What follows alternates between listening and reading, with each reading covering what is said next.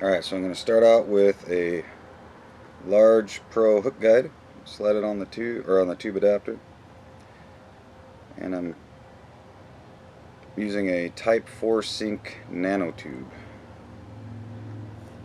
We slide the tube all the way to where it stops. You can push in the hook guide, and now you're ready to tie your fly. So I'm going to start my thread at the back. I'm using 10-aught Veevus thread, and this is actually some of the best thread I've ever used. The 10-aught I would put, strength-wise, I would compare it even tougher than 8-aught uni. Probably not quite as tough as 6-aught uni, but real close. So for the rear, typical Intruder style, I'm going to create just a dubbing bump. And I'm using the a synthetic dubbing Mikkeli blue we have here in the shop. And it's basically real spiky dubbing. It's got angel hair chopped up in it, plus it looks like some Angora. Not much Angora.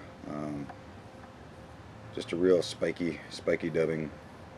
Quite a bit of flash. And you can, if you'd like, you can do this in a dubbing loop, but I haven't really found the need.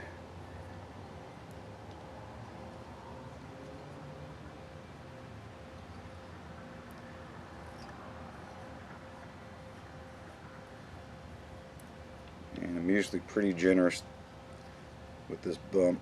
I'm going to pack it on nice and tight. And I'll probably do a little more here, because I am going to comb this out a little bit so we kind of get some of this flash beyond. Alright, that's pretty good there. Bring it all back, move my thread up a little bit, create a small thread base here.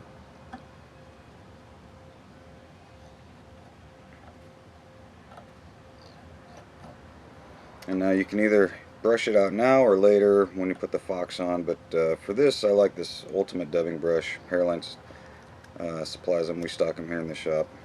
It doesn't take much.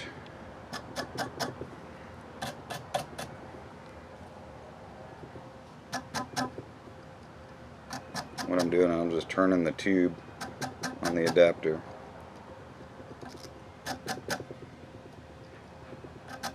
And if you don't put enough dubbing on your little bump there, you'll find that you end up with a real skinny one. All your dubbing's picked out, but there's really nothing there left to hold the Arctic fox. So at this point I'm going to create a dubbing loop. I'm going to wrap it twice once I got my loop, and then I'm going to go around my loop twice and bring it up. And what that does is that closes this loop, so I can put material in there and it won't fall out. And I'm going to take a chunk of Arctic fox tail,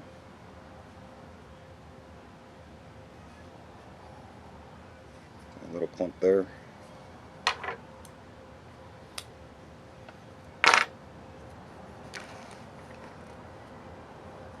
and what I want is I want a lot of these tips. I don't really want a ton of this underfur here. I'm just going to hold it by the tips, take a comb, and just go right through it a few times. And this does a few things. This gets rid of a lot of that underfur, but it also combs out and separates all this hair. And so when I put it in my dubbing loop, it separates real easy, and it doesn't become matted down. That way when you spin it, it doesn't roll on top of itself because it's matted down. It actually will separate and spin real nice. And you can kind of determine how thick or thin you want this.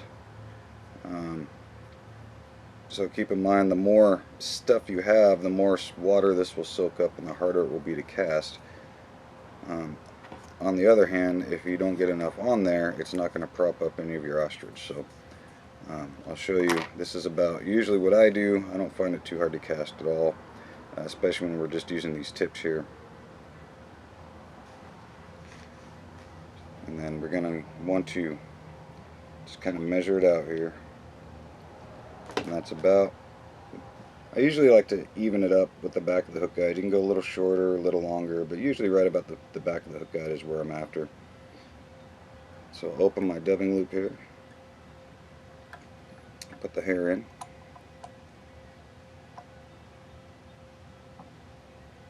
and I'll just kind of measure it right there, hold it, and I'll take my scissors and just run it up the back side here.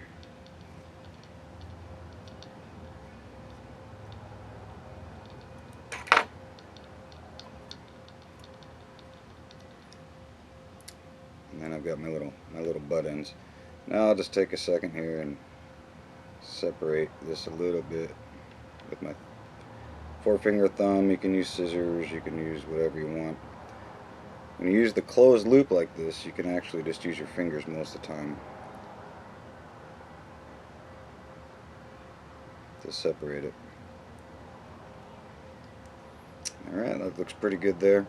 Now when I spin this, I'm going to start out kind of slow, because if you just go immediately into full spin, all your fur can just fly out of there. So right about here, we got a few twists, and you can just go to town.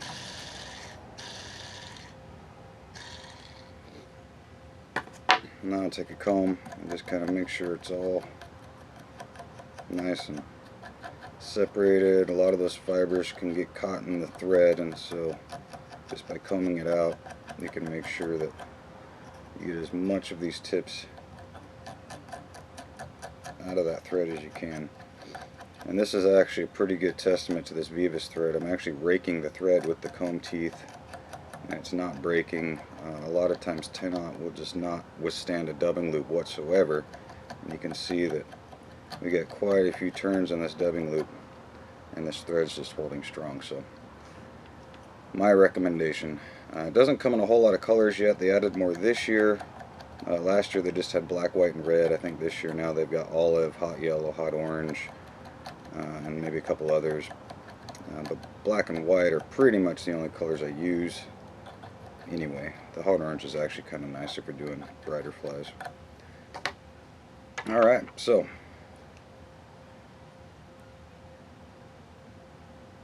to twist this, I'm actually going to take some hackle pliers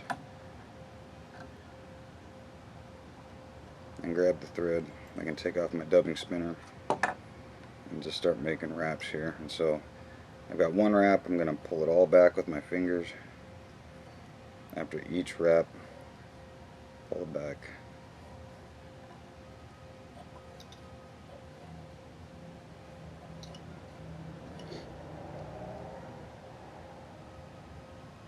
We're ready to tie up. Now I'm going to tie this a little. I'm going to tie it up, and I'm going to move this over. I'm going to tie it back so it really gets locked in there. There's no way that thing's going to come out.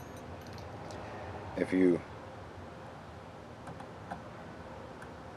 want to tie it off up to mid body, that's fine. You don't need to back cross it over if you give it more room to tie it off. But I usually like to keep my thread bases a little closer to my material, just so I can make sure I don't over thread it here. Alright, so we got our little Arctic fox here. I guess aft would be the term for this. And now I don't really want it this open quite yet, and so I'm just going to roll it a little bit just to kind of tone it down. Some flies I like just to be huge. Some flies I like a little more streamlined. So there you go. That's going to help prop up all of our ostrich and stuff. And then for a little kind of accent piece, I'm going to take some red golden pheasant tippet. I'm going to pick a point here to pull out these bottom fibers. And if you're unsure on where to pull it, you can actually just look at the length. If you pull one of these out, you can kind of see how long it's going to be. If you want it shorter, put it more towards the tip, or you can grab smaller feathers towards the bottom. But I usually like this sticking out a little bit further, so that's good there. I only want about 3 turns of this, maybe tops 2 probably. So I'm going to tie it in tip first. Short there.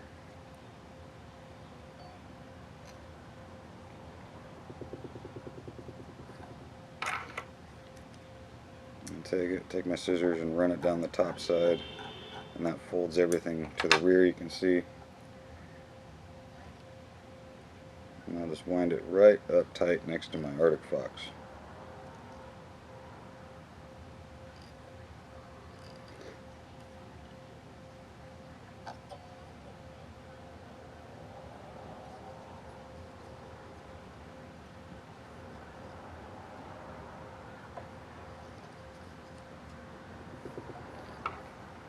Alright, we are tied off, and then again I'm just going to kind of put this down.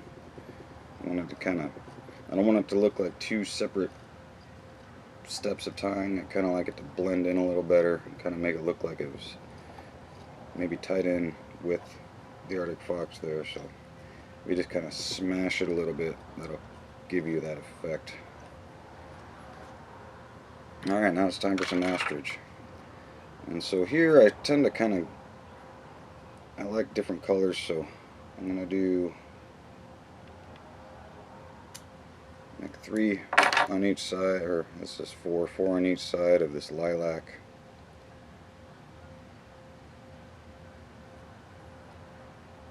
And you can make this as long as you want. On my winter stuff, I tend to tie them a little bigger, just like most people do.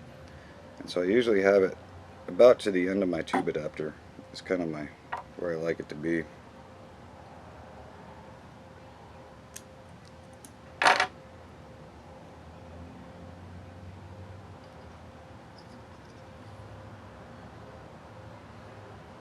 Alright, so I'm going to take just a few, maybe a little darker purple, a couple on each side.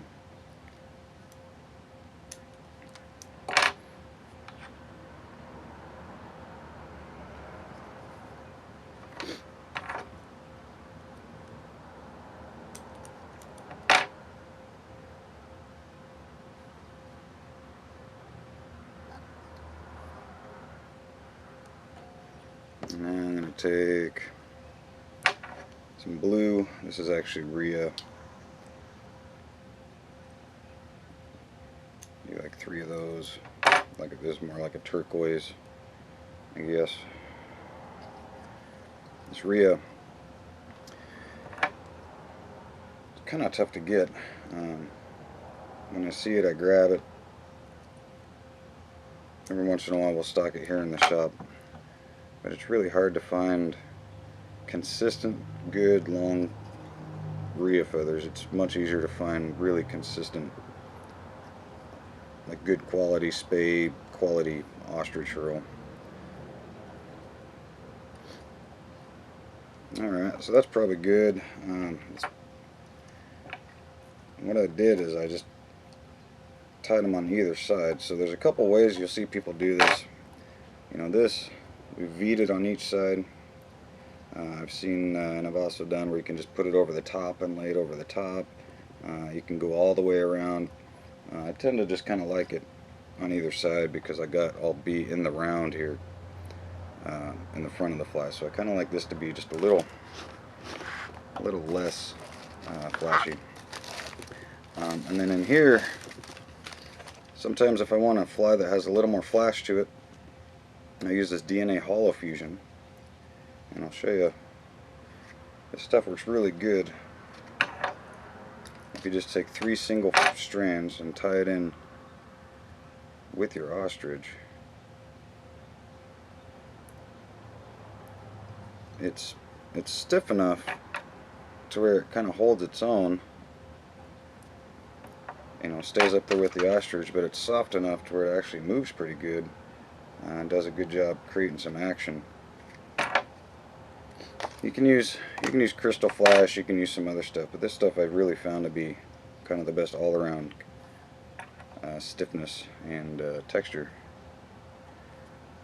It's not super flashy, but it's enough to just kind of give you some accent there. Alright, so now I've got all that stuff. I'm going to tie on all these butts, create a good little thread base here.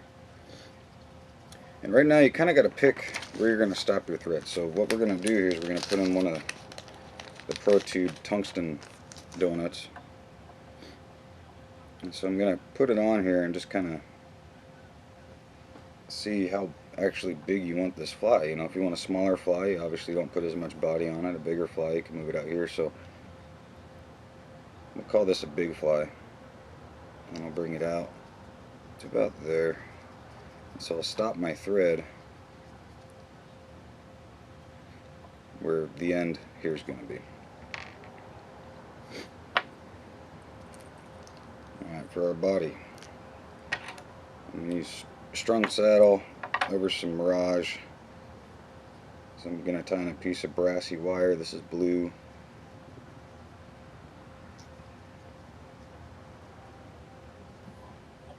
And then right now, make sure, give us a good yank, make sure it's in. You can double it back over if you want.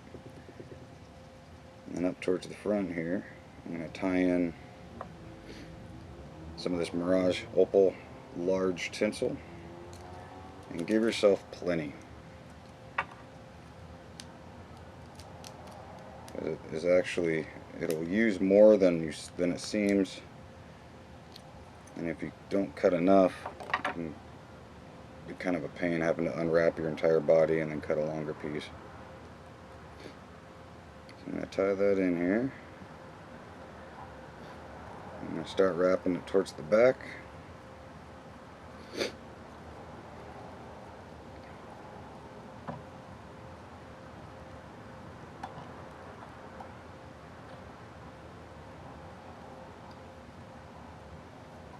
And I'm going to wrap it back towards the front, and that'll give us 2 layers there, so any of your black thread, black tube won't show through that first layer, because you can actually, if you're using darker colors against this, you'll be able to see it through there, and it'll actually darken up the entire thing.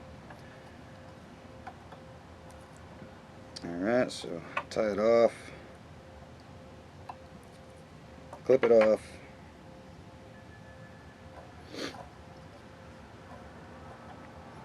built our body. I'm going to take a piece of saddle hackle. This is Kingfisher blue.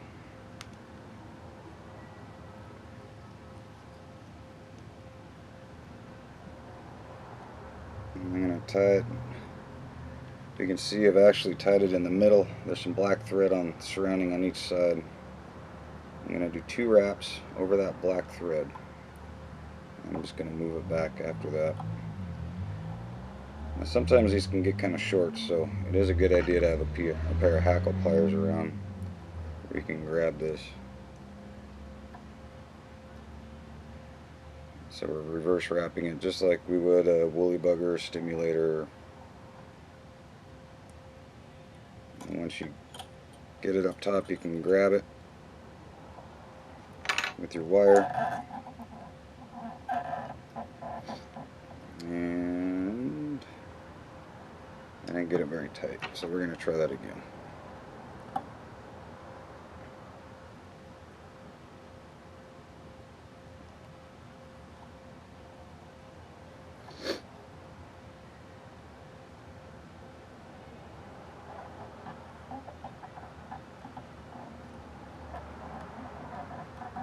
That's better. Now you can weave. This hackle pliers get in the way. Once you get a couple wraps of wire here, you can get rid of those hackle pliers. Now get in between these, you can weave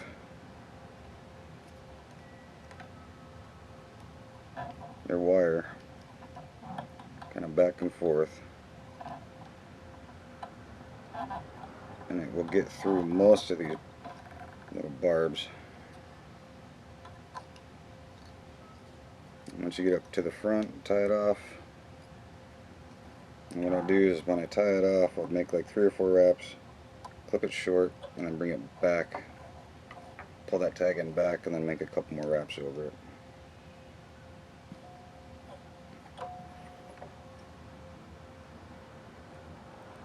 Cut the tip end here, and you can go through and kind of pull out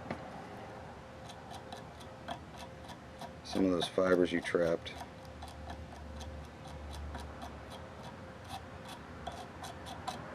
Like I say, this dubbing brush does a good job of getting in there and getting some of those fibers out without having to spend a half hour picking one by one.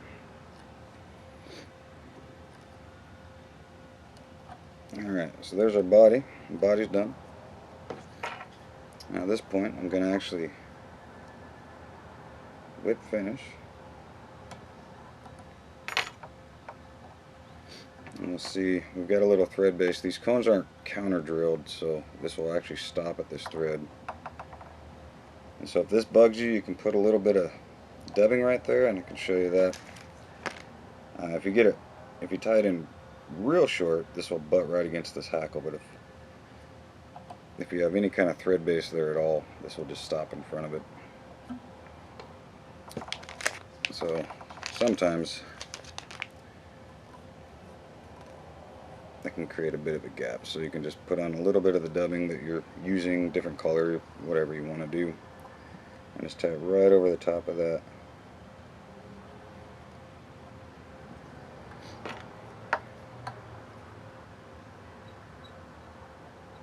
Tie whip finish.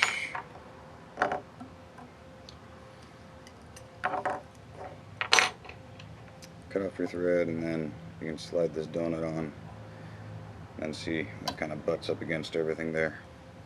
And anytime I tie these off, I'm just going to add a little zap a gap there. Slide this tungsten weight on there. Hold it for a sec. And on this one, I'm actually going to use two steps. So I've got this tungsten disc here, and then I've got a soft sonic disc, and this is actually a soft cone that can either go on the front of the fly, but I like to use it to help prop up everything. So I slide it over the tungsten weight, tying my thread. I'm going to push this back a little bit.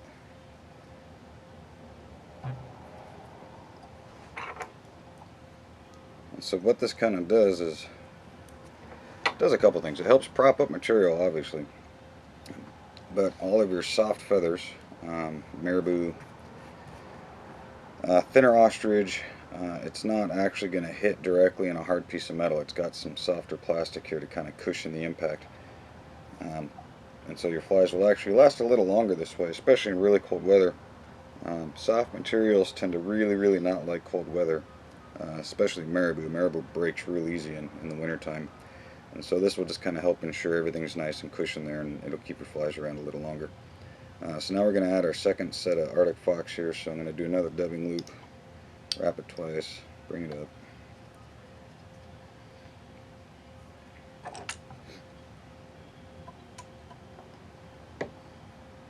Grab another piece of little chunk here.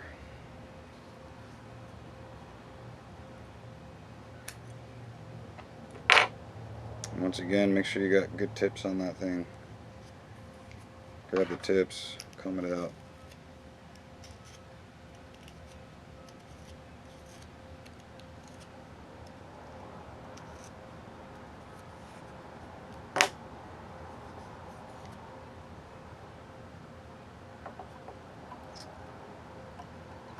And now you can determine if you want to kind of cover up the body a little bit with this fur, if you want to leave it short.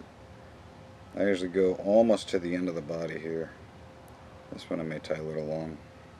So right now this is pretty much even, a little shorter, but evened up with the back of the body there. Once again, I'll go up here.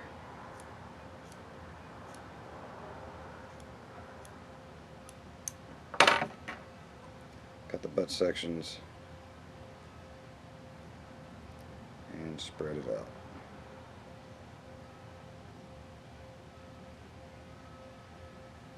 And now, while you're spreading it, if it moves in, you can always just come back and just push it out, just like that. Push it straight out.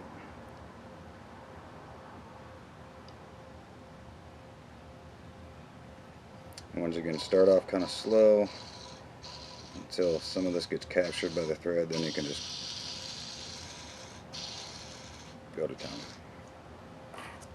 Comb it out.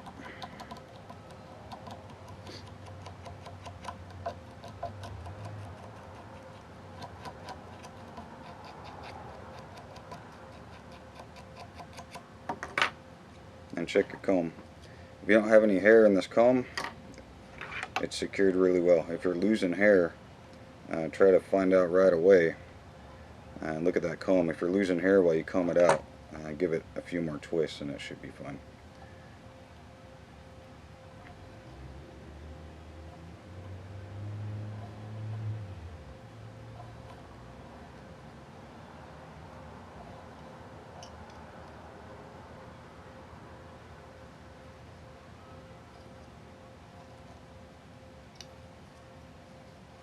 Alright, after rewrap it, I'm going to tie her off there, bring it back, lock it in.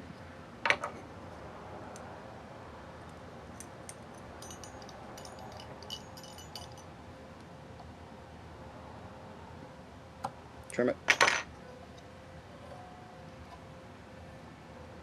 And now we've got our second collar of Arctic Fox. Now at this point there's a few different ways you can go. I like to tie in the wing right now. And for the wing I'm using the Pro Sport Fisher Fin Raccoon. This stuff is unreal. Some of the nicest hair I have ever seen. Super long, very, very full, and it moves great in the water. It's got little guard hairs in it. The stuff's just awesome. I don't think I'll ever use Temple Dog again now that I've got this.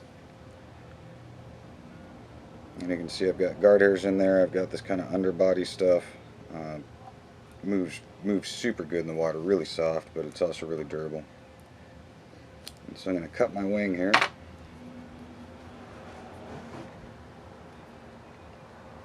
Measure it out, and on this one sometimes I'll pull out the guard hairs. On this one I'm going to keep. I'm going to pull out maybe a couple of the really long ones. But right now I'm going to kind of determine how long I want my wing. I can go like a little shorty, I can go super long back in there, but pretty much I like to even it up with the back Arctic Fox, just as far as aesthetics. So that's about where I'm going to be with it there. So what I'm going to do is I'm going to flip it forward.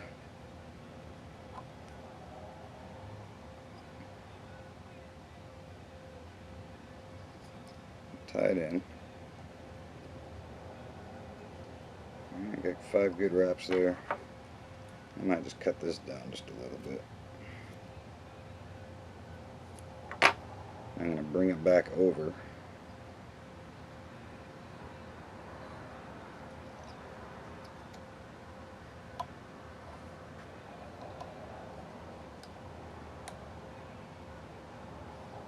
And tie it in. A little comb. And there's my wing. Totally locked in. And by bringing it back over the butts, it really, really does a good job of keeping it really high, as you can see. And so now, at this point, I like to add just my flash. And I usually do quite a few different flashes. I really like the combo of different flashes, so I'm going to go with some angel hair, some pink fuchsia. Tie it in on either side. Pinch it. Let's make a couple wraps. And go with some dark blue.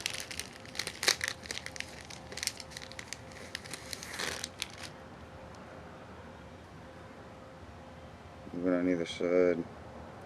Pinch it. Couple wraps. Some purple.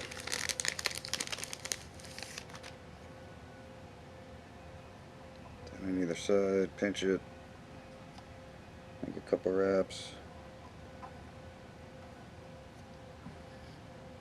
and maybe do another little more dark blue. I don't get very much on there.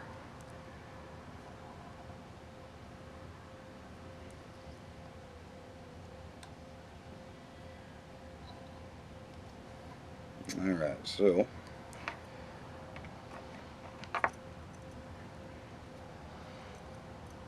I'm going to take all my clumps of flash here.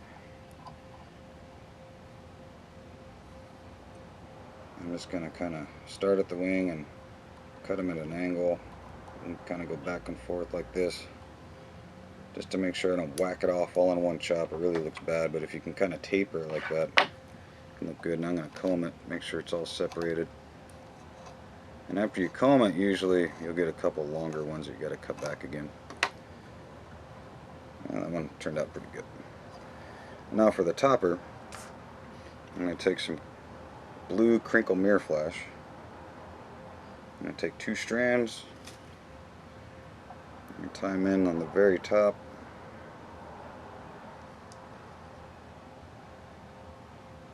Like 2 or 3 wraps just to kind of hold it there.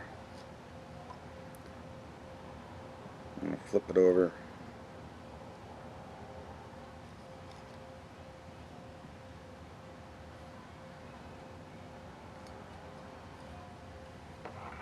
And I'm going to cut this a little longer. This is going to come down to the end of my rear ostrich. And so that's my wing. And looks like I missed one.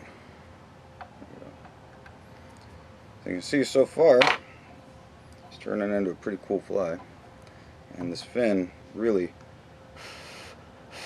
moves really good. Now I'm going to tie my ostrich here on the front. So again, I'm going to take some of this lilac ostrich. I'll do 3 on either side. I'm going to tie in my ostrich here. I usually like to go about halfway into the rear ostrich. So I'll tie it where the tips are about halfway into that rear ostrich.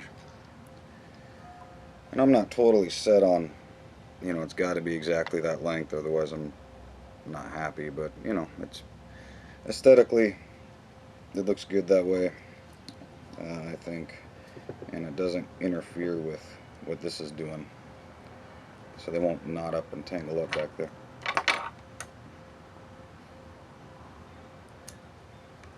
So I've turned the tube. Now I'm going to take a few and just throw them on the bottom here.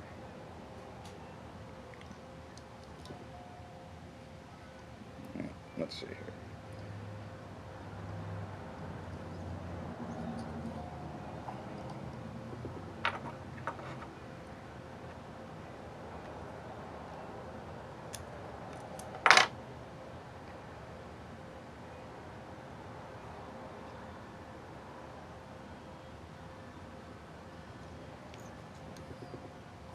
Alright. And I've only got a couple wraps on each of these, so if I feel like I want to pull any of them further back, I can. I'm going to go through, cut these off real short.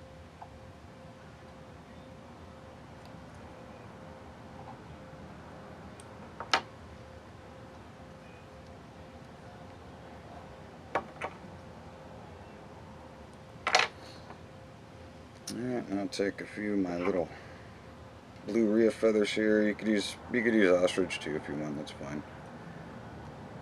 These are really just to kind of mix it up, a little accent.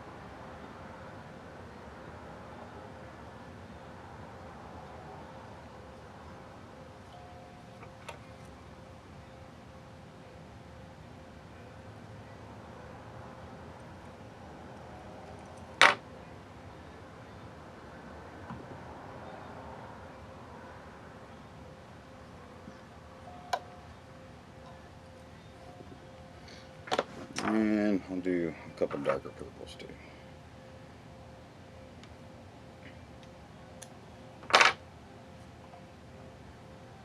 And put those just below the rhea on each side.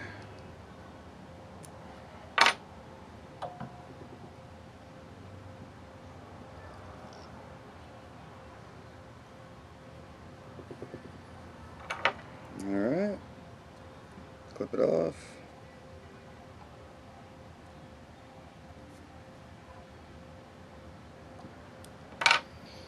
And give it just a couple good nice tight wraps just to make sure everything's secured in there. It's not a bad idea. You can pull this a little bit just to make sure everything's going to stay put.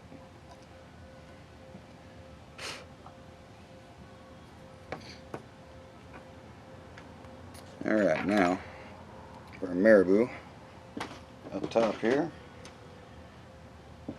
So you can kind of play around with different colors. If you want like a lighter fly, this will kind of set the overall tone of whether this is a light fly or dark fly or medium fly. If I use this lilac here, you can see it's going to really brighten it up. If I use the dark purple, it'll really kind of tone it down, and kind of the overall feeling of your fly will lighten or darken depending on this. I think I'll go with the dark purple here. See what that looks like. Or maybe I'll go with the lilac. We'll try the lilac. So I'm going to take my lilac feather here. I just want about 3 turns of ostrich, and this is the Fish Hunter Spey ostrich. So I'm going to take it. That's about all the feather I got. I'm going to grab it by the tip, pull it down, flip it over. And I usually spit on the end here, so it makes it real easy to clip. Tie it in tip first here.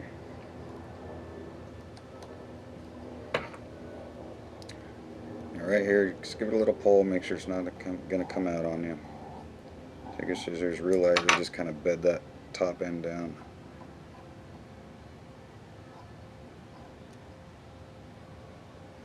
And make your wraps. So that's 1.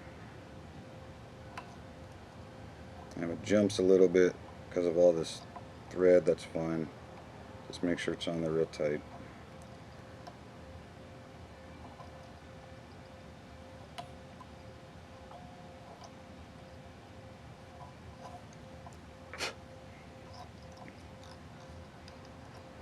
Okay, I'm going to hold it real nice and tight down. Give it a couple wraps. Make sure it's on there good.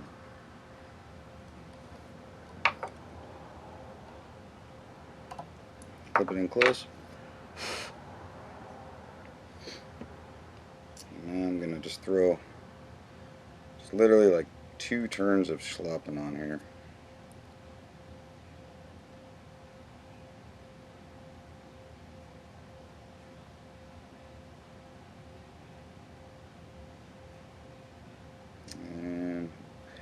Finding a good Schlappin feather with a really thin stem here is absolutely key. And that's probably all I'm going to want, just that little bit. True, like really nice Schlappin is getting really hard to find. In any given package, you know, you may get just a handful of good feathers for this, but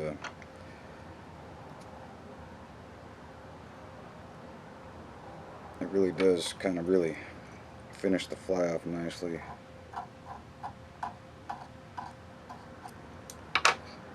And it also kind of protects that Marabou a little bit, so the Marabou's not taking the full brunt and impact of the water and the current and everything that your fly's doing.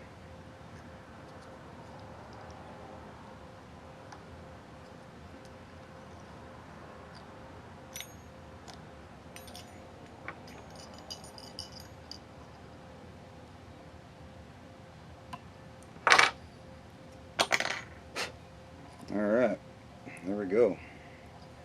So at this point, we've got ourselves a finished fly. And if you'd like to, you can add some of this Pro Jungle Cock HD. At first, I wasn't a real big fan of this stuff, but the more I've used it, the more I've really come to like it. It's the best, you know, the Pro Tube Pro Sport Fisher. It's really the best, you know, fake jungle cock out there. There's other products out there that don't even come close. They don't even look close to to jungle cock. And what I do like about this are all the different colors you can get. This one here is just natural, but you can get this in pink and red and yellow and all sorts of colors to really offset and accent the overall fly.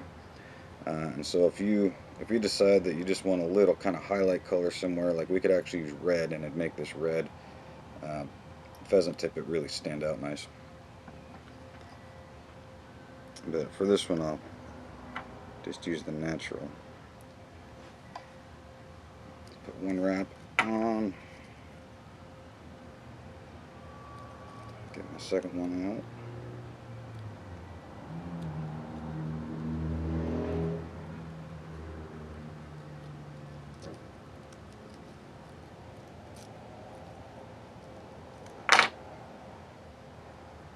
Number 2 here.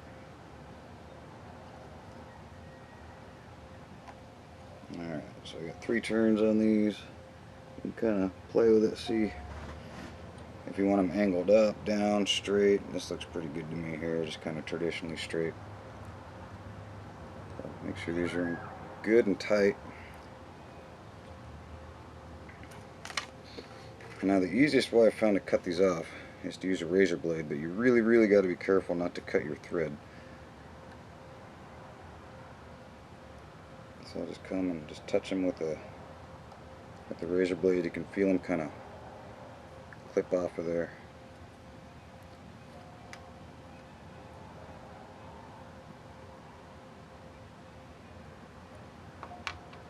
Just like that. And now we're ready for our whip finish. And for tubes, this is an extended whip finisher. It's actually quite a bit longer than a standard. And when we're dealing with coming back into tubes, this extended whip finisher has really made it much easier to whip finish, because we've got this tube sticking out here. It's not just like we have this little small hook eye.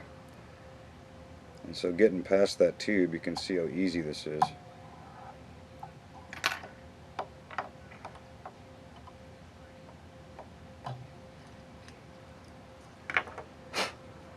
Alright, so now you can cut this with a pair of scissors. I like to use a razor blade, but just for the sake of you won't be able to see me cut it with the razor blade, I'll just use scissors. But when you cut it really short there. Lost our hook guide.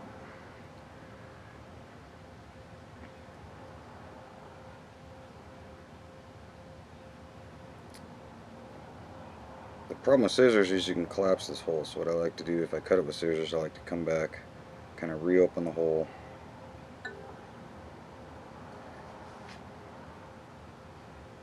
And now it's time to light it up, and I'll show you how to light it so you won't close up that hole. Alright, lighting these. I'm going to take everything, pull it down, hold it, and you want the blue part of the flame down here. You can take it, turn my lighter, and just touch it.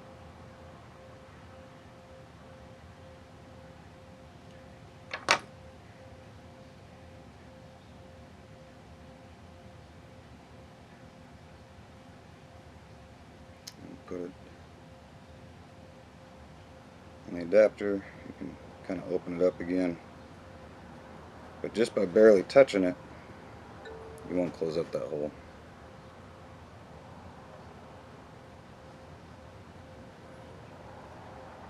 And there you have it.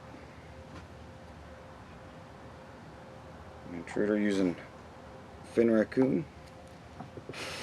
You can see moves really well, easy to cast. Great action in the water, and a lot of different variables you can do. Less ostrich, more ostrich, less flash.